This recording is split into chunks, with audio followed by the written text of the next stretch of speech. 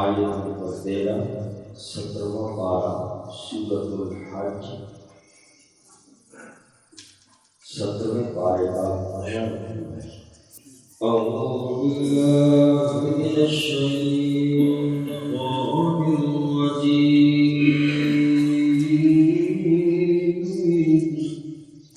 بسم اللہ الرحمن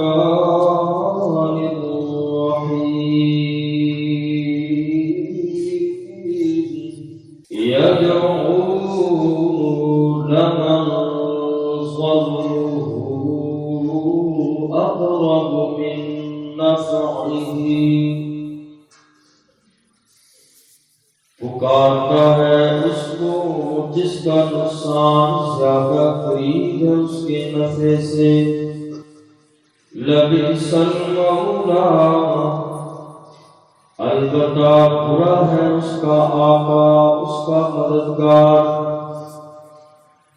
وَلَبِئْسَ الْعَشِيرُ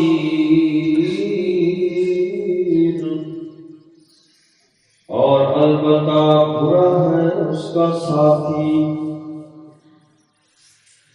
کل کی آیات پاک کے اندر یہ گزرا تھا کہ جو لوگ اللہ کے علاوہ کسی اور کو نفع اور نقصان کا مالک سمجھتے ہیں تو ذالک هو الضلال البعید، ایسے بندے بہت ہی دور کی گمراہی میں ہیں، یعنی کھلم کھلا وہ لوگ گمراہ ہیں جو اللہ کے علاوہ مخلوق میں کسی کو اپنا نافع اور ضار سمجھتے ہیں، نفع دینے والا اور نقصان دینے والا۔ اللہ فرماتے یہ میری صفت ہے، اس میری صفت کو کسی مخلوقات کے اندر تم شمار کرو گے وہ انسان کافر ہے، وہ ضلال بعید، دور کی گمراہی ہے۔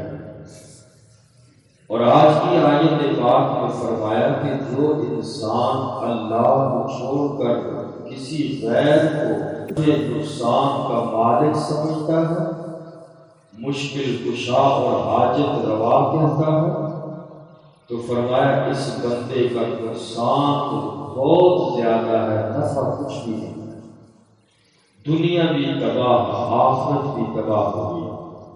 فرمایا کہ جس چیز کے ذریعے یہ بندہ کافر ہوا، لبئس المولا، یہ بت یا جس کی بھی پوجا کرتے ہیں بہت ہی برا ان کا ساتھی کہ جس نے ان کی آخرت تباہ کر دی، اور بہت ہی برا ساتھی بھی ہے، بہت برا ان کا آقا ہے۔ فرمایا یدعو لمن ضره اقرب،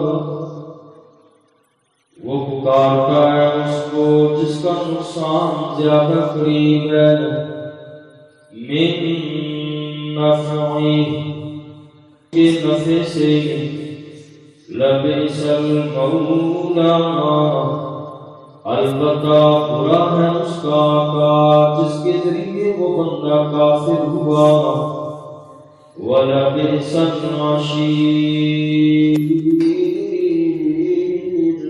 اور البتہ برا ہے ساتھی۔ إِنَّ اللَّهَ يُدْخِلُ الَّذِينَ آمَنُوا، بے شک اللہ کریم داخل کریں گے ایمان والوں کو، وَعَمِلُوا الصَّالِحَاتِ،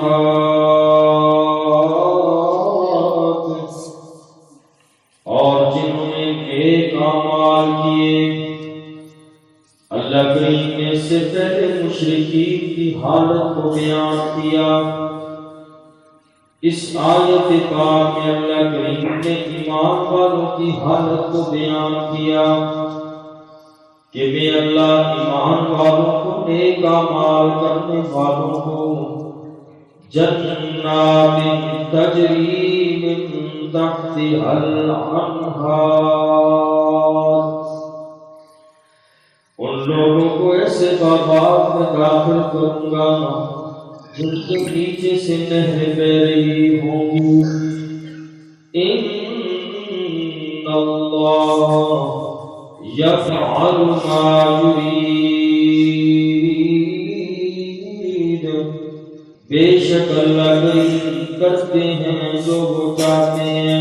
من کان یظن ان لن ینصرہ اللہ،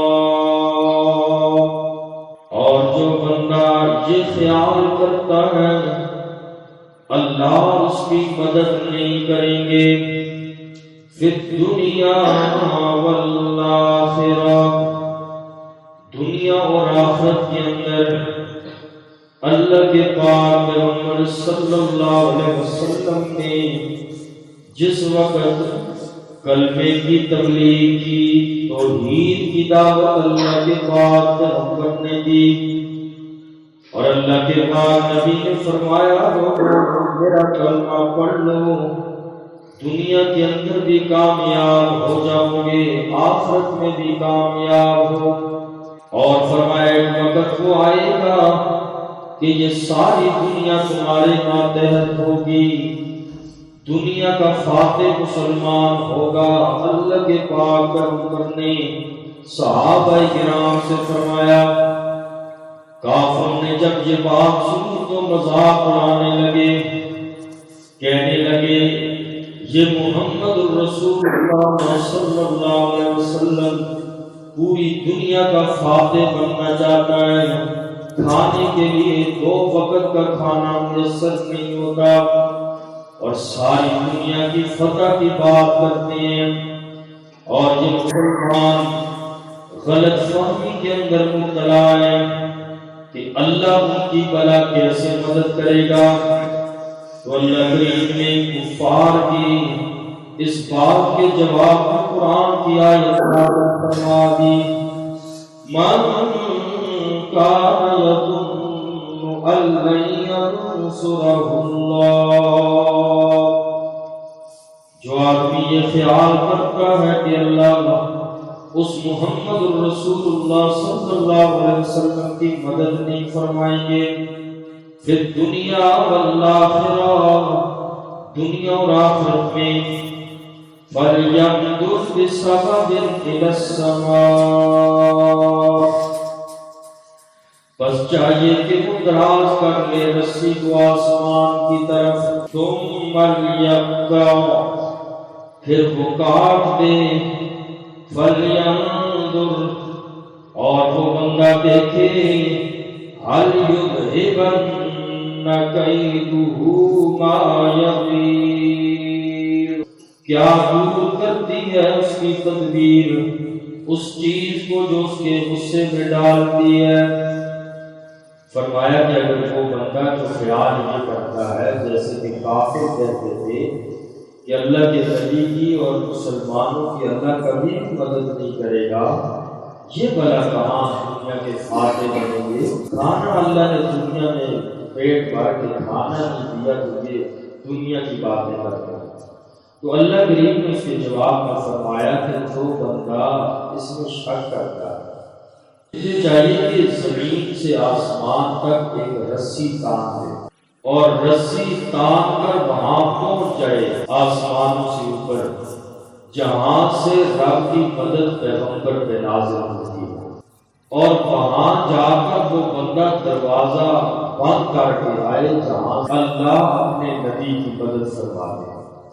اگر کر سکتے ہو تو جاؤ دروازہ بند کرو کہ اللہ نے تو اپنے نبی کی مدد ضرور کر دی ہے، اور رحمت کا اگر اس کے اختیار میں ہے تو ایسا کر لے کہ اللہ کی رحمت کو روک سکتا ہے تو روکے، جائے ایک رسی تان لے اور اللہ کی رحمت کے دروازے کو جا کے بند کرائے، میں اللہ اور پیغمبر کی مدد کروں گا، مسلمانوں کی مدد کروں گا، کافر اگرچہ کچھ بھی کرے۔ تو فرمایا جائے ایسا کرے، کیا اس کی یہ تدبیر اس کے غصے کو ٹھنڈی کر سکتی ہے؟ بھلا ہرگز نہیں، ان کا دل جلتا ہی رہے گا، اور میں اللہ اپنے پیغمبر اور مسلمانوں کی مدد کرتا ہی رہے گا۔ اور اگلی آیت کے بعد میں فرمایا کہ جو بندہ ہدایت کا طالب ہوتا ہے اللہ اسے ضرور ہدایت دیتا ہے، اور قرآن ہدایت کا سب سے بڑا منبع ہے، اس کے اندر واضح احکام ہیں۔ اگلی آیت پاک میں اسی کا بیان ہے۔ فرمایا وَكَذَلِكَ أَنزَلْنَاهُ آيَاتٍ بَيِّنَاتٍ، اور اسی طرح ہم نے اس قرآن کو نازل کیا واضح احکام کی صورت میں۔ وَأَنَّ اللَّهَ يَهْدِي مَن يُرِيدُ، اور بے شک اللہ کریم ہدایت دیتے ہیں جسے چاہتے ہیں، اور اللہ کریم ہدایت کے کسی بندے کو مجبور نہیں کرتے۔ جو بندہ ہدایت کا طلبگار ہوتا ہے اللہ ہدایت بھی اسی کو دیتے ہیں۔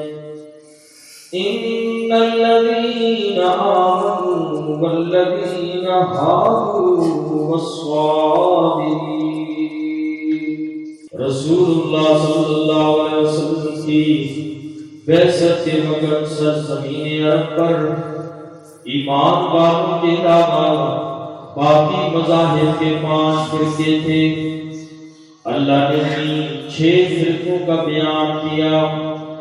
ان الذین آمنوا، بے شک وہ لوگ جو ایمان لائے مسلمانوں کا فرقہ، والذین ہادوا، دوسرے نمبر پہ فرمایا وہ لوگ کہ جو یہودی ہیں، والصابئین، تیسرا فرقہ بیان کیا صابیوں کا۔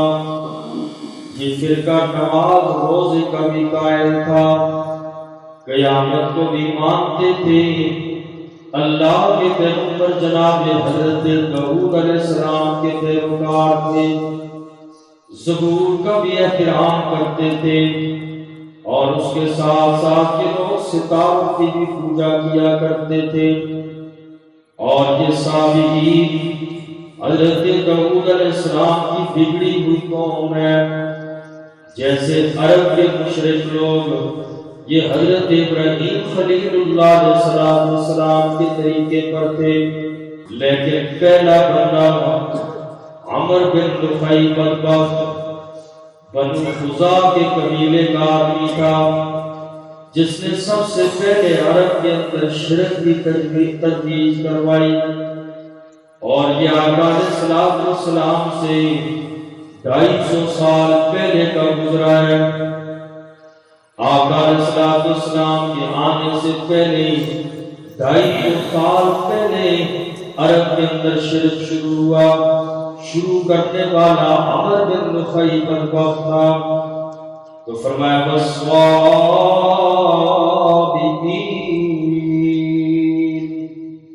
اور صحابیوں کا فرقہ نمبر 3۔ چوتھے نمبر پہ فرمایا والنصارى، اور عیسائی لوگ، والمجوس، آگ کی پوجا کرنے والے، والذین اشرکوا، اور وہ لوگ کہ جو مشرک ہیں شرک کرنے والے ہیں۔ ان اللہ یفصل بینہم، بے شک اللہ کریم فیصلہ کریں گے ان لوگوں کے درمیان، ان 6 فرقوں کے درمیان، یوم القیامہ، قیامت والے دن۔ اس لیے کہ ہر فرقہ یہی کہتا تھا میں سچا ہوں، میرا مذہب سچا ہے۔ فرماتے ہیں ان اللہ یفصل بینہم یوم القیامہ، میں اللہ قیامت والے دن فیصلہ کروں گا۔ یہود و نصارہ کو نعوذ باللہ کہتے تھے نحن ابناء اللہ واحباؤہ، ہم تو نعوذ باللہ اللہ کے بیٹے اور اللہ کے چہیتے ہیں، جنت تو ہمارے لیے ہی بنی ہے۔ اللہ فرماتے ہیں یفصل بینہم یوم القیامہ ان اللہ علی کل شیء شہید، بے شک اللہ کریم ہر چیز پر گواہ ہے۔ أَلَمْ تَرَ أَنَّ اللَّهَ يَسْجُدُ لَهُ مَنْ فِي السَّمَاوَاتِ، کیا آپ نے نہیں دیکھا کہ بے شک اللہ ہی کو سجدہ کرتی ہے وہ مخلوق جو آسمانوں میں ہے، وَمَنْ فِي الْأَرْضِ اور جو مخلوق زمینوں میں ہے، ہر چیز اللہ کے سامنے سجدہ رہ جائے اور ہر ایک کا سجدہ اپنے اپنے انداز میں ہے۔ والشمس والقمر والنجوم، سورج اور چاند اور ستارے بھی اللہ کو سجدہ کر رہے ہیں۔ والجبال والشجر، پہاڑ اور درخت بھی اللہ کا سجدہ کرتے ہیں۔ والدواب، اور جانور بھی۔ وکثیر من الناس، اور بہت سارے انسان بھی اللہ کا سجدہ کرتے ہیں۔ وکثیر حق علیہ العذاب، اور بہت سے ایسے لوگ ہیں کہ ثابت ہے ان پہ عذاب اللہ کا۔